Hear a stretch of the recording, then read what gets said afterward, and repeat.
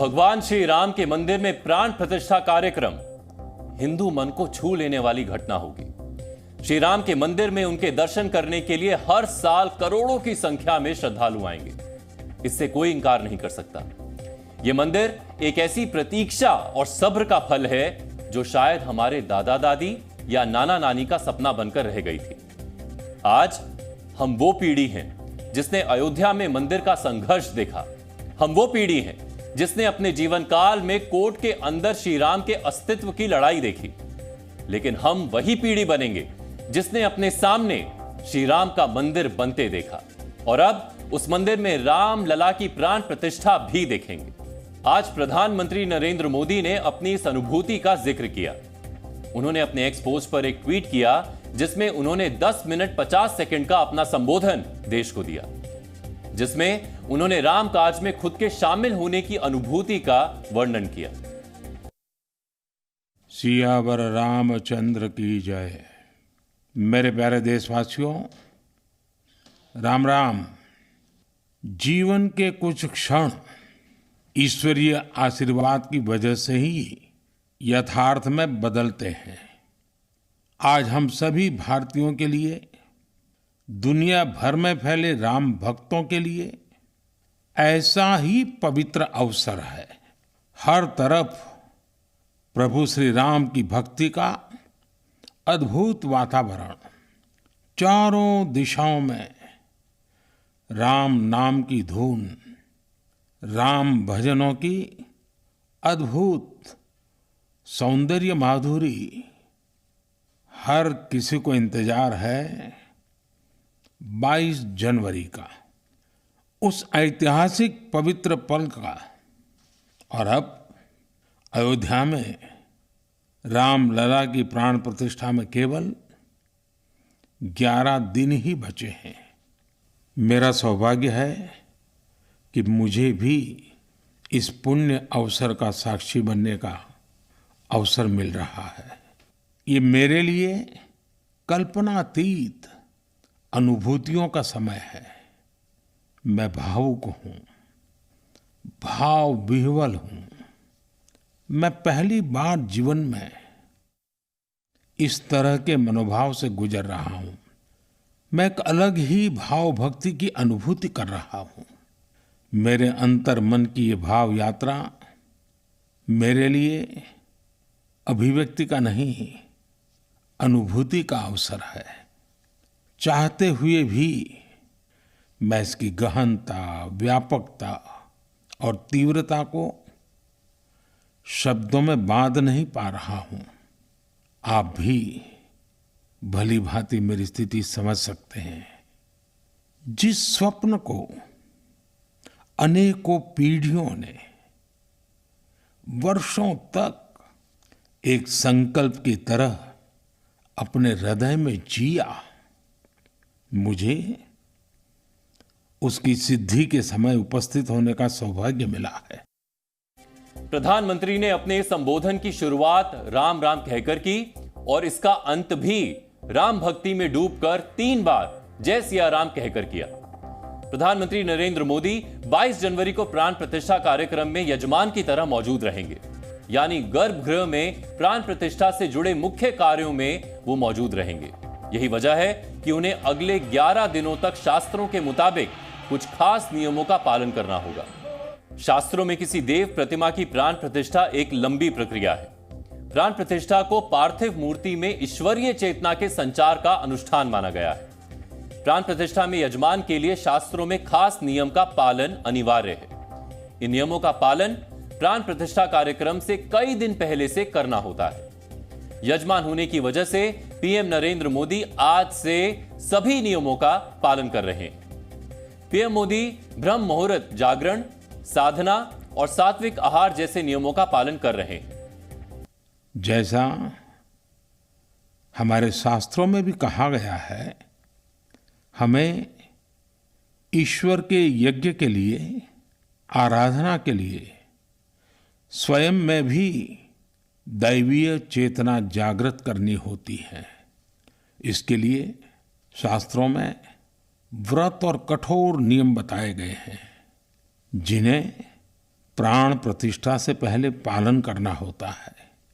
इसलिए आध्यात्मिक यात्रा की कुछ तपस्वी आत्माओं और महापुरुषों से मुझे जो मार्गदर्शन मिला, उन्होंने जो यम नियम सुझाए हैं, उसके अनुसार मैं आज से 11 दिन का विशेष अनुष्ठान आरंभ कर रहा हूं।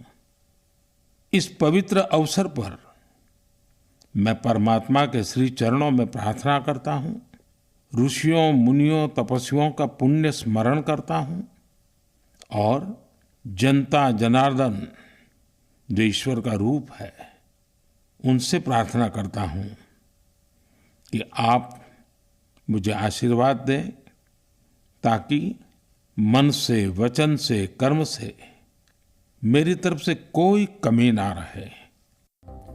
अगले 11 दिनों तक प्रधानमंत्री नरेंद्र मोदी प्राण प्रतिष्ठा कार्यक्रम से जुड़े नियमों का पालन करते हुए कई अनुष्ठान भी करेंगे। ये किस तरह के अनुष्ठान होंगे, इसके बारे में हमने हिंदू धर्म के जानकार मिथिलेश नंदिनी शरण से बात की। उन्होंने इन नियमों को लेकर कहा कि मन, वचन और कर्म की शुद्धि के लिए ही ये अनुष्ठान किए जाते हैं। ये यम नियम पालन अनुष्ठान, ये 11 दिनों तक का अनुष्ठान क्या क्या होता है, किसमें क्या होता है, ये क्या है? यम और नियम सामान्यतया अष्टांग योग के ये 2 अंग हैं और इनके 5-5 अपने चरण होते हैं। लोक में यम नियम का आशय होता है आहार, व्यवहार और विचार के द्वारा अपनी शुद्धि को सुनिश्चित करना और किसी भी धार्मिक अनुष्ठान में, किसी आध्यात्मिक अनुष्ठान में सम्मिलित होने के लिए मन और शरीर के स्तर पर अपनी पवित्रता को सुनिश्चित करना। 11 दिन उन्होंने क्यों चुने हैं? हमारे यहाँ परंपरा है, कोई अनुष्ठान लिया जाता है तो विषम संख्या के दिनों में किया जाता है। 5 दिन का हो सकता है, 7 दिन का हो सकता है, निर्भर करता है कि हम उससे कितना प्रभाव प्राप्त करना चाहते हैं। उसके अनुसार उसकी दिन की संख्या बढ़ जाती है। श्री रामलला के यहाँ आने में चूंकि 11 की संख्या हमारे यहाँ पवित्र संख्या मानी जाती है और उसमें उनको सम्मिलित होना है, तो वो आएंगे यहाँ, तो भी से उन्होंने इसको प्रारंभ कर दिया है। प्रधानमंत्री ने आज अपने यम नियम की शुरुआत के साथ ही अनुष्ठान शुरू किया है। आज उन्होंने प्राण प्रतिष्ठा कार्यक्रम के नियमों के तहत अनुष्ठान की शुरुआत महाराष्ट्र के नासिक से की। आज वो पंचवटी के श्री कालाराम मंदिर में पहुंचे थे। पंचवटी में भगवान राम ने वनवास काल के दौरान कुछ समय बिताया था। अयोध्या में श्री राम मंदिर की प्राण प्रतिष्ठा कार्यक्रम से पहले प्रधानमंत्री नरेंद्र मोदी इस मंदिर में दर्शन के लिए पहुंचे थे। पंचवटी का श्री राम से गहरा संबंध है, इसीलिए प्रधानमंत्री ने अनुष्ठानों की शुरुआत पंचवटी क्षेत्र से की। वाल्मीकि रामायण के अरण्य कांड में पंचवटी का जिक्र है। पंचवटी का जिक्र श्री रामचरितमानस, रामचंद्रिका, साकेत, पंचवटी और साकेत संत जैसे काव्य ग्रंथों में भी है। पंचवटी का अर्थ है 5 बरगद के पेड़ों वाली भूमि। पंचवटी के दंडकारण्य वन में ही श्री राम ने वनवास के कई वर्ष बिताए थे। पंचवटी में ही श्री राम ने पर्णकुटी यानी पत्तों से बनी कुटिया बनाई थी। रामायण काल की कई महत्वपूर्ण घटनाएं यहीं पर घटी थी। राक्षस खर और दूषण से श्री राम और लक्ष्मण का युद्ध यहीं हुआ था। रावण की बहन शूर्पणखा से जुड़ी घटना भी यहीं पर हुई थी। माता सीता के अपहरण के दौरान पंचवटी के रास्ते पर ही श्री राम की मुलाकात जटायु से हुई थी। जिस श्री कालाराम मंदिर में पीएम मोदी पहुंचे, वो गोदावरी नदी के किनारे स्थित है। श्री कालाराम मंदिर के गर्भगृह में काले पत्थर की मूर्ति स्थापित है। श्री कालाराम मंदिर वर्ष 1782 में लकड़ी से बनाया गया था। पंचवटी का क्षेत्र श्री राम के जीवन में बहुत महत्वपूर्ण माना गया है। यही वजह है कि पीएम मोदी ने भक्ति भाव के साथ अपने अनुष्ठानों की शुरुआत यहां से की। आज इस अनुष्ठान में क्या क्या हुआ, यह हम आपको अपनी एक रिपोर्ट के जरिए दिखाते हैं।